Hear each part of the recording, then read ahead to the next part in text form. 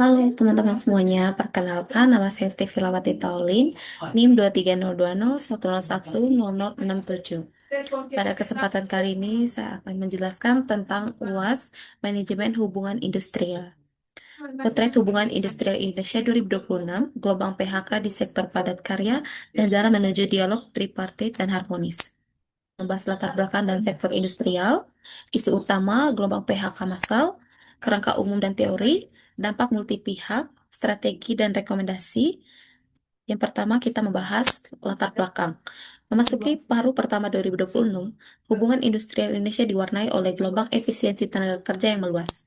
Kombinasi tekanan geopolitik global, pelemahan nilai tukar rupiah, kenaikan ongkos produksi, dan kontraksi manufaktur mendorong banyak perusahaan melakukan pemutusan hubungan kerja atau PHK, sementara serikat pekerja mendesak perlindungan yang lebih kuat melalui revisi regulasi ketenagaan PHK atau versi Apindo Januari sampai Mei 2026.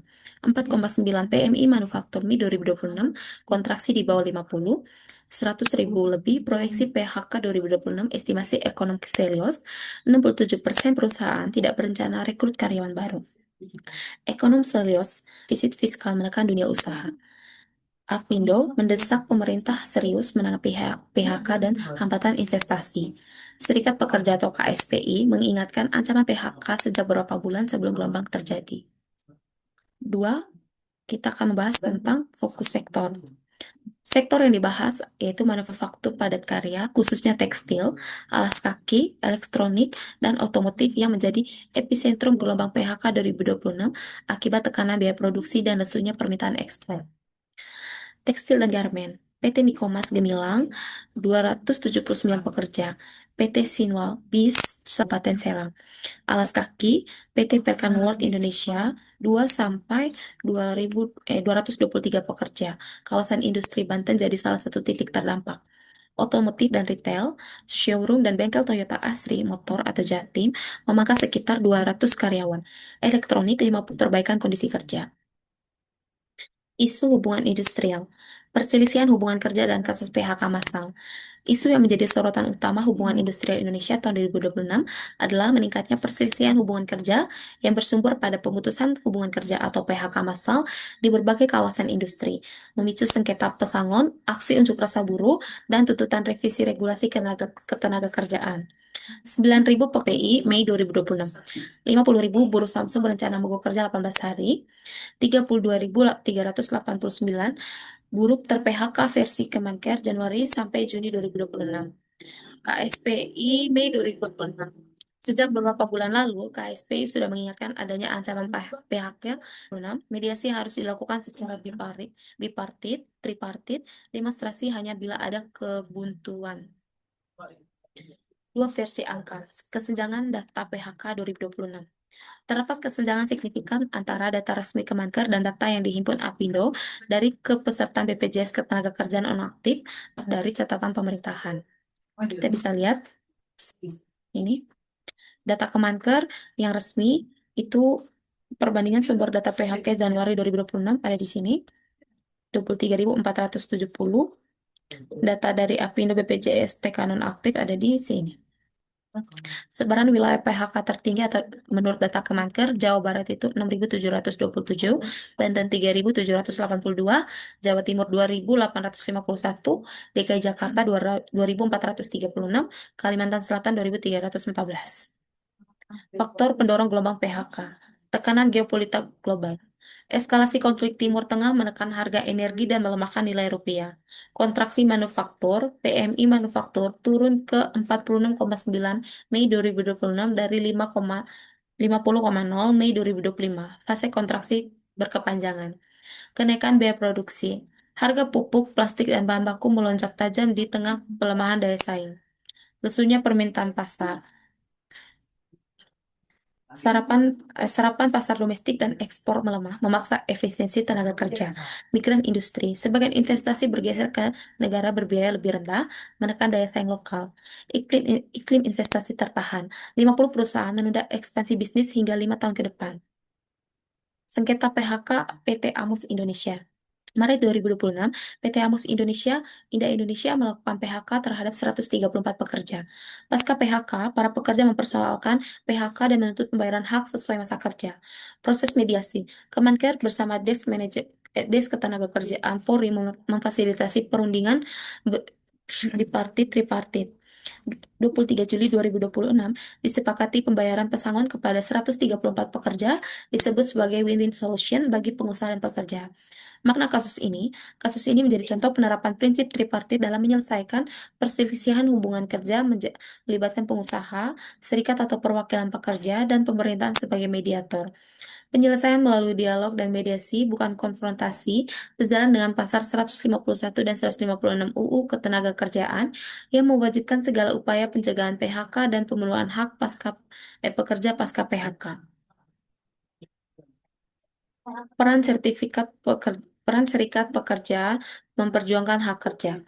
Hak pekerja. Di tengah gelombang PHK, serikat pekerja dan konfederasi buruh tampil sebagai kekuatan penyeimbangan, memberi peringatan dini, menyuarakan tuntutan kolektif, dan mendorong revisi regulasi ketenagakerjaan.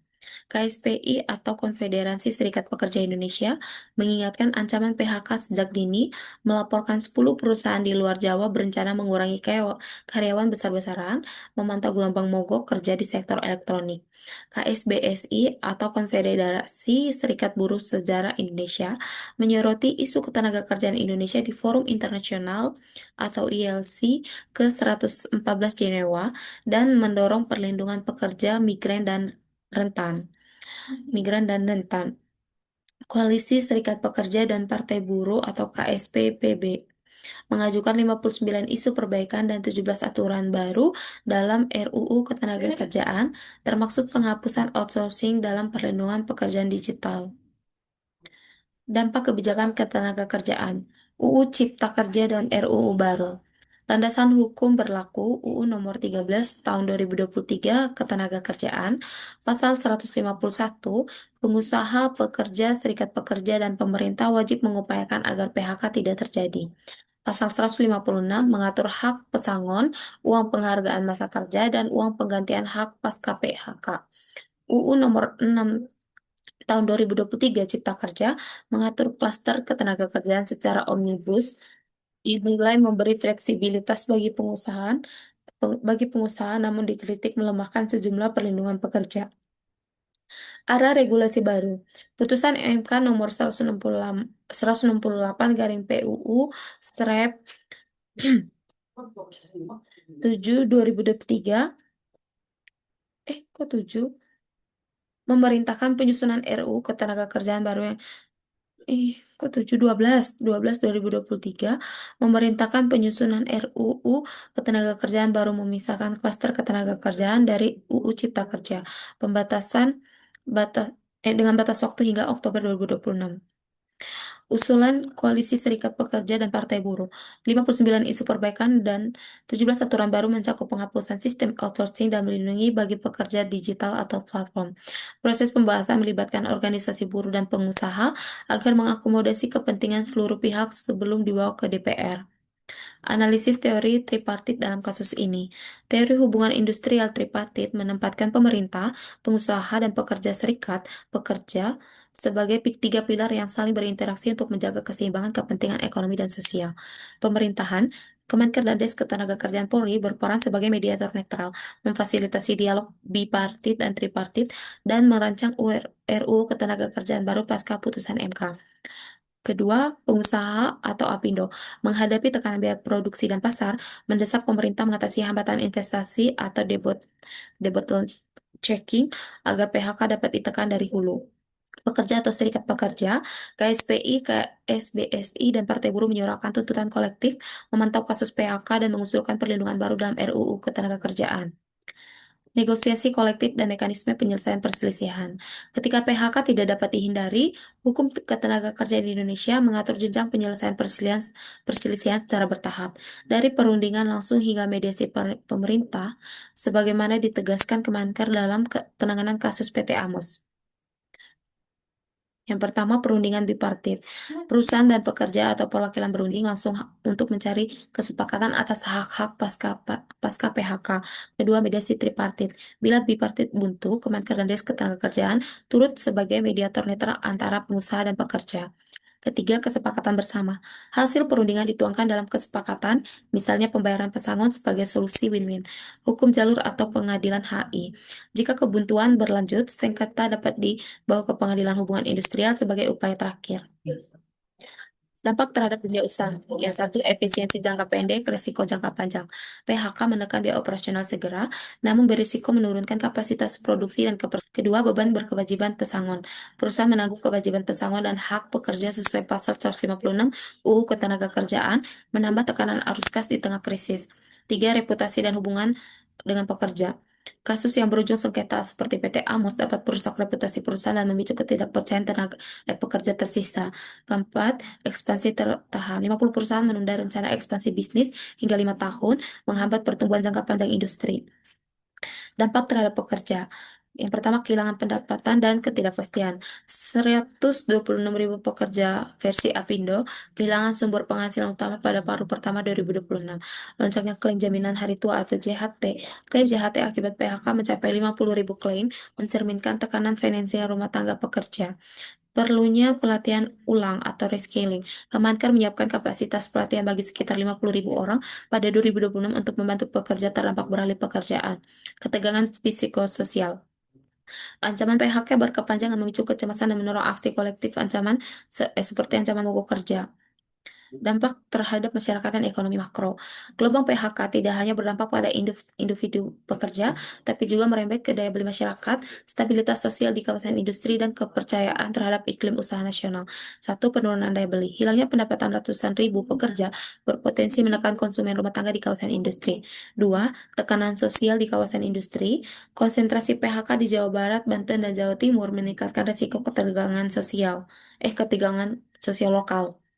Yang ketiga, beban fiskal dan program jaringan pengaman. Pemerintah perlu mengalokasikan anggaran lebih besar untuk pelatihan ulang dan bantuan sosial bagi korban PHK. Sinyal bagi investor. Ketidaksesuaian data PHK antara pemerintahan dan pengusaha dapat menurunkan ketidakpercayaan investor terhadap transparansi data ketenagakerjaan. Strategi penyelesaian konflik hubungan industrial. Yang pertama, perkuat dialog bipartit tripartit, jadikan mediasi seperti kasus PT Amos sebagai standar penyelesaian, bukan pengecualian, mencegah eskalasi ke demonstrasi. Kedua, percepat penyusunan RUU Ketenagakerjaan. Selesaikan RUU sesuai tenggat putusan MK Oktober 2026 dengan melibatkan pengusaha dan serikat pekerja secara berimbang. Tiga, satukan data ketenagakerjaan. Bangun sistem pelaporan PHK terpadu antara Kemenker, BPJS Ketenagakerjaan, dan Asosiasi Pengusaha agar kebijakan berbasis data akurat. Keempat, perluas program reskilling. Tingkatkan kapasitas pelatihan ulang bagi pekerja terdampak agar cepat kembali produktif di sektor lain. 5. Debottlenecking investasi. Pemerintah mempermudah hambatan investasi agar tekanan PHK dapat ditangani dari akar masalah hulu, bukan hanya hilir. Sistem peringatan dini. Memanfaatkan pemantauan serikat pekerja seperti KSPI sebagai sinyal dini untuk mencegah PHK massal mendadak. Rekomendasi solusi bagi setiap pihak. Bagi pemerintah, percepat pengesahan RUU Ketenagakerjaan yang seimbang. Kedua, perkuat peran Des Ketenagakerjaan sebagai mediator cepat tanggap. Ketiga, sinkron data PHK lintas lembaga atau Kemenker BPJS TK Apindo. Bagi pengusaha, utamakan segala upaya mencegah PHK sesuai pasal 151 UU Ketenagakerjaan. Dua, penuhi hak pesangon secara tepat waktu dan transparan. Ketiga, libatkan pekerja dan perencanaan defisiensi sejak dini. Ketiga, bagi pekerja dan serikat pekerja, yang pertama, kedepankan mekanisme dialog dan mediasi sebelum aksi unjuk rasa. Kedua, aktif berpartisipasi dalam penyusunan RUU Ketenagakerjaan. Ketiga, memanfaatkan program pelatihan ulang pemerintah secara proaktif. Potret hubungan industrial Indonesia 2026 dalam angka 126.000 pekerja ter-PHK versi Apindo, 46,9 PMI manufaktur fase kontraksi, 50.000 klaim JHT akibat PHK, 59 usulan isu perbaikan RUU Ketenagakerjaan. Alur tripartit penyelesaian perselisihan, bipartit ke mediasi tripartit, kesepakatan pengadilan HI. Kesimpulannya, yang pertama, hubungan industrial Indonesia 2026 tertekan oleh gelombang PHK massal di sektor manufaktur padat karya, dipicu tekanan geopolitik global dan konstruksi ekonomi domestik. Kedua, kesenjangan data antara Kemenker dan Apindo menegaskan perlunya sistem pelaporan ketenagakerjaan yang terintegrasi transparan. Ketiga, prinsip tripartit, pemerintah, pengusaha, dan pekerjaan terbukti efektif meredam eskalasi konflik, sebagaimana ditunjukkan penyelesaian kasus PT Ambos Indonesia. Keempat, momentum RUU Ketenagakerjaan baru pasca putusan MK menjadi peluang strategi untuk membangun kerangka hukum yang lebih adil bagi pengusaha maupun pekerja. Kelima, hubungan industrial yang harmonis memerlukan dialog berkelanjutan, bukan hanya respon reaktif terhadap krisis.